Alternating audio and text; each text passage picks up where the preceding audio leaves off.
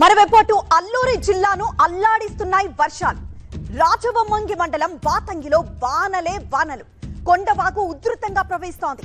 కిలోమీటర్ల మేర అక్కడ భారీగా వాహనాలు నిలిచిపోయాయి.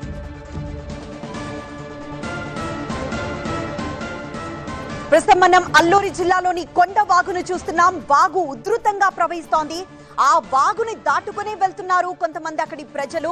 అంటే ఆ ప్రాంతానికి వెళ్లాలంటే ఈ వాగు ఖచ్చితంగా దాటాల్సిందే. దాంతో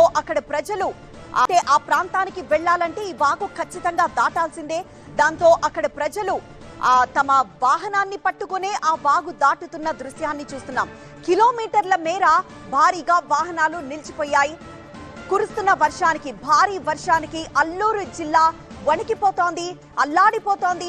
రాజవొమ్మంగి మండలం వాతంగిలో కంటిన్యూస్ గా వర్షాలు కురుస్తూనే ఉన్నాయి. దీంతో కొండవాగు ఎలా ప్రవహిస్తోందో చూస్తున్నాం.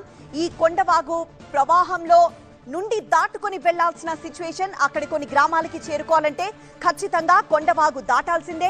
సో కొంతమంది అదే కొండవాగుని దాటుకుంటూ వెళ్తున్నారు. 3-4 కలిసి దాటుతున్నారు. మరోవైపు ఆ ద్విచక్ర వాహనాన్ని పట్టుకొని దాటుతున్న దృశ్యాన్ని చూస్తున్నాం. ఉధృతంగా ప్రవహిస్తున్న కొండవాగు ఒకవైపు, తిరిగి క్షేమంగా ఇంటికి వెళ్లిపోవాలన్న అక్కడి ప్రజల ఆతృత ఒకవైపు కనిపెడుతోంది. కిలోమీటర్ల మేర అక్కడ భారీగా వాహనాలు నిలిచిపోయాయి.